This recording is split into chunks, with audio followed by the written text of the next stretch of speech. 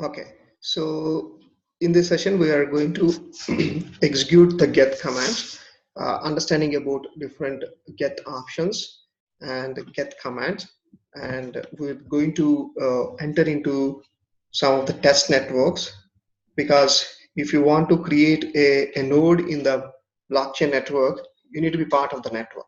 So if you see this command, so we're giving the get command line interface, and this is an option. Okay, so always remember, option is always having the hyphen hyphen. Okay, so this hyphen hyphen represents this is the get option, and this is also another option you're giving it. So you're giving an option like hyphen hyphen data directory, and you're giving another option like testnet, and you're providing the command. If you don't have hyphen hyphen before your interface, so what does it notify is this is a command usage. So what we are trying to do is, let's understand these options first. So hyphen hyphen data directory, so I just gave the get command link interface, how to use the get. So in this case I'm giving a link called hyphen hyphen data directory. So hyphen hyphen data directory means here, what is the meaning here? Data directory for the database and key store. Okay, so in a blockchain network, we know every peer in the network will hold the database, right? So you have a peer 1, you have a P2, and you have the P3. So it means all the peers in the network should hold the common database. So this is the network is a testnet network. Okay, we are entering into the network called testnet. Basically, testnet, what does testnet notify is, we'll see, what is this testnet also. If you see here, there is a testnet interface here. So testnet is always talking about your Robster network. Okay, we are entering into the, basically we are trying to enter into the Robster network, and after entering into the Robster network, each peer need to get the database, right? So once he receive the database from all peers, so where they need to copy the database, how to maintain the database, right? So this data directory is useful to specify where you need to copy your database in your local system. Okay, database and key store. I'll explain about what is this key store. So far, just make a note about, we are going to copy for your data. So we are going to connect into the network. So what we are trying to do is, you consider you are the person 1 in the network. So what we are trying to do is, you're trying to enter into this network of testnet, and you're creating a data directory and getting all the network database or your blocks in the network into your system. That's what this command is explaining. So let me execute this command. So before executing this command, let's follow this syntax. So always make sure you create a folder for this. So mkdir get usage. So I already have that folder. Maybe I can create another folder like get commands. I created a new command, created a folder, get commands. After that, go inside your get commands and execute this command. Okay, gth dot exe hyphen hyphen data dir is equal to chain data. So you can give the any folder. So I can create another folder. So to specify where the data is copying, so I can give the folder as data. So I can give any folder name. So in this case, if you want to follow the same syntax, okay, let's follow the chain data. So chain data, and you're entering into test network and account. So let me before we execute into this, so let me first execute this command. Okay, so I'm not entering into the account new, so account new is not creating. So before that, let's execute this command and let's see what is the output it is going to provide. So I can keep on increasing different options, and I can give different commands as well. Okay, like I can use 3-4 commands at one shot. Okay, I can use 3-4 options also to this command line interface. Okay, so it is not like only this one option only I need to give. There is nothing like that. So you can keep on increasing that. So maybe there are some other commands which I'll show it to you. So you see here, so this is a very bigger command. So, and there are other commands. Yeah, so this will go through it slowly. So this is all comes under your blockchain admin. So if you want to create a network and how to manage your accounts, how to enter into the network. Okay, so these are all useful for that. Okay, so let me execute this command. So we can see the output of your Geth is like this. So let me explain a little bit on the output side, how the Geth output is coming. I think last time I explained some of the concepts. So let me quickly go through this. So using this Geth, we are entering into the network. So we are entering into the network of chain ID 3. So the chain ID 3 is talks about your ROPS network. Okay, so you are entering into the network of ROPS. So this is clear. So the next point is you're initializing your Ethereum protocol. So you're entering into the network, that's pretty much fine, but you need to initialize your blockchain protocol. So this protocol, so this is the step one. You're entering into the network. This is step one. You're creating a blockchain protocol. And after that, you see here the third point is you're creating a database. Okay, so you're creating a database in your local system. So you're trying to copy the network database in your local system. That's the third step. And you can see like, it is initializing your P2P networking protocol. Okay, so this is your initializing your P2P networking protocol. So you understood it will happen in a very sequence way. So what are the points we discussed as part of the blockchain network? They're entering in a very sequence. And after that, it is creating IPC endpoint. I'll go in detail when command comes, that specific IPC endpoint comes. It is basically inter-process communication to communicate with other process within your system or with a Geth interface from different command line interface. We use this IPC. So just hold on for IPC for time being. And after that, we are initializing your local record. And after that, it is anyway, I'm stopping the the Geth command line interface by using Control C. So it is, you got an interrupt, shutting down. Your IPC endpoint is closed. So whatever it happened so far, like opening the node, initializing your database, initializing your Ethereum protocol, because I interrupted it by using the Control C. So all the things are happening in a reverse way. So you see here, IPC endpoint is closed, blockchain manager stopped, stopping Ethereum protocol, and finally the transaction pool also stop. So let me start this again. So let's see like how far it will progress, and it is going to sync your network database in your local system. So you can see block synchronization started. Okay, see here, block synchronization started. It means they start synchronizing all the blocks of the network in your local system. Okay, we cannot see the blocks. How to check it? How to see the blocks is you need to have a block explorer application. So you remember when we do a MetaMask transaction, your transaction is recorded in the block, and we use the Explorer app to fetch the data of the block. So in our current case, we can see our blocks, how it is, where it is synced up, but we cannot open the, we cannot do a query for that specific block. We cannot understand about the internal details, but we can see where the blocks are copying in the system. So let's wait for a while.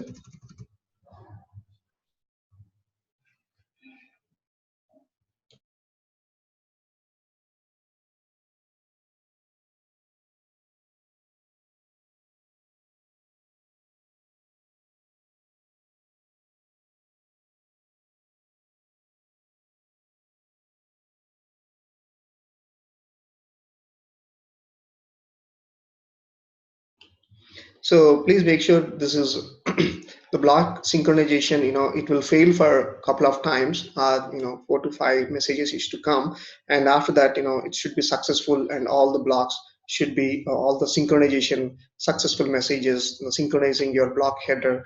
Those messages should keep coming. Okay, so it means you're you're able to enter into the test network of Ropsten. So testnet specifies this is a Ropsten network, and you're able to sync all the database of the network, and you're able to copy the database in this folder. Okay, so where this folder is there, so you can just do Control C, interrupt this, and you can do ls command, and you can see that folder is created. So the chain data folder is created. So you can go inside that. Going inside the folder is, we need to use the cd change directory, go inside that folder. So see, you have the Geth and key store. Key store is, I'll explain in detail about the accounts. Basically key store is a account information. So go inside the Geth again, and you can check some more information about chain data. You want to see all the blocks. So I think it is not yet started. So once the blocks are started, you can see all LDB. LDB is nothing but level DB database. So you can see this folder is, will have a big number of LDBs created in this folder. Once you run this get command for, I can say 15 minutes to half an hour time. So in that time frame, it will sync up almost like close to bunch of LDBs in this specific folder. So what are the folder you have given? So go inside the chain data and get, and inside that there will be another chain data folder. Okay, so let me execute the same command for some time.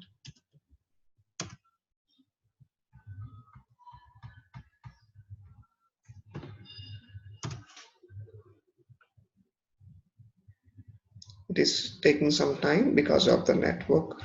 Sometimes it depends upon the network speed as well. Okay, if the network speed is slow, so getting your logs or your block synchronization or to get the right blocks in your system, it will take some time to synchronize your network blocks.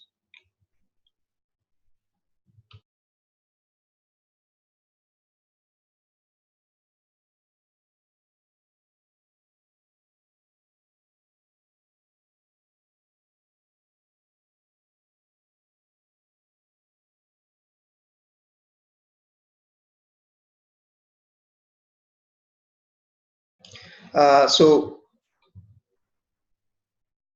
so why we have this failure sometimes is, the reason is like it is a distributed network, right? So your decentralized data, so it is not at one location, it is with multiple locations in the network, right? So it is trying to fetch the data from different locations. So if you design a private network, you don't have this many challenges. Okay, so you can easily because you have a very limited number of peers in the network, and you have a limited admins, so they'll be controlling. Once you have enough permissions to enter into the network, so getting the blocks specific to your transactions and specific to whoever is agreement in the network is not a challenge. Okay, so it is easily you can get the blocks. Okay, so it's okay. I think it will take some more time. So let me execute some more commands. I suggest please execute these commands from your end as well. So far we just created a data directory folder, and we are able to enter into this network. So let me create another command. How to create a new account. So you can see the first command. So account new. So just give this command account new. So what does it specify?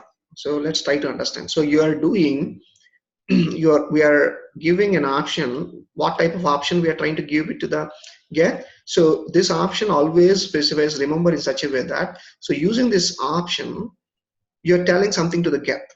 So what you're trying to tell to the Geth is, I'm giving the data directory folder. So whatever the network you enter, make sure the network related data is maintained in this folder. That is the first instruction you're telling to the Geth. The second option is, you need to enter into the test network. What are the node we are going to create it? We are going to create it in the test network, okay, which is your ROPS network. And what is the command we are giving to the Geth is, we are going to create an account which is new account. Okay, so these instructions we are giving it to the Geth. So let me execute this, how the output looks like. So it is asking to enter the password.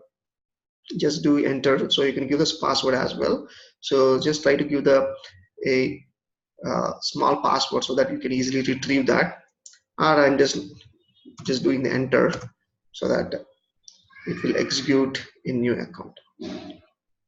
Okay, so your new key was generated. So you see here the public key of the public address of this key is this is the one. Okay, and your path of your secret key file, so this is exactly your private key. So if you remember, I told about each peer in the network will have a public key and you have a private key. So how to create your public key and private key? So this is the option we are giving it. If in the MetaMask transaction, when we do that, so we just initiated account create new. If you're creating a new account, so you're just creating, so in the user interface we are just populating your public and private. But in the back end, what happening here is it is going to give a command and it is going to execute this command at the back end. So when you initiate a create a new account from your user interface, in the back end it is going to execute exactly the same command. In case of Ethereum, maybe in the Hyperledger it could be a different case. So this account, it is going to create it and it is going to create publish your public and private key. So you can see here, okay, so in this specific key, so this is account is created. So you can see the private key where it is stored exactly, chain data, whatever chain data you have given it, and you can see the key store folder. And in this case, it is with the timestamp information, it is storing your private key. If you want to read out the private key, what is this private key, how it looks like, just do cat. Cat is basically a command in Unix. So you can read out the file. So if I just do cat and that specific file, so it is not exactly.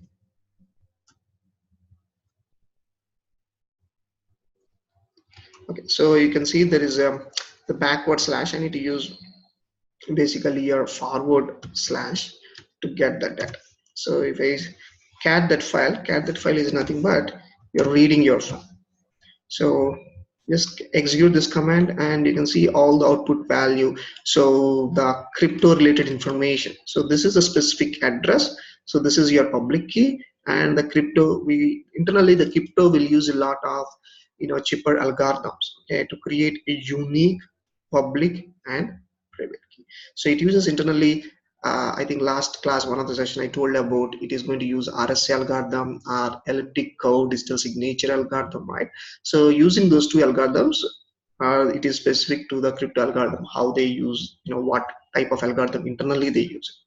So it depends upon those algorithms, it is going to create your public and private key. So using this account new command, we are able to create a new account. So if I want to create another account, so what is the account address I have created it? This is the account A5B8. Remember this first four hexadecimal values.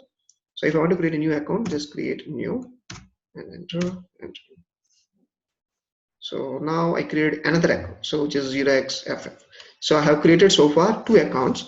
If I want to know what are the different accounts, always use account list. So if I use account list, you can see what are the two accounts I have created.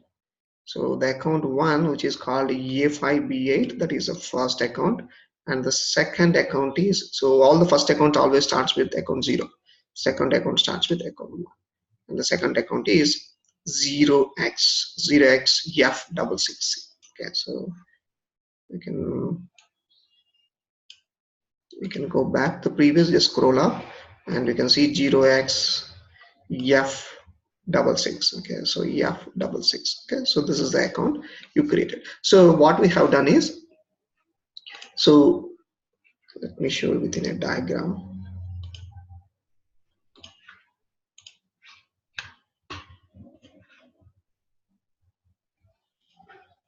We have created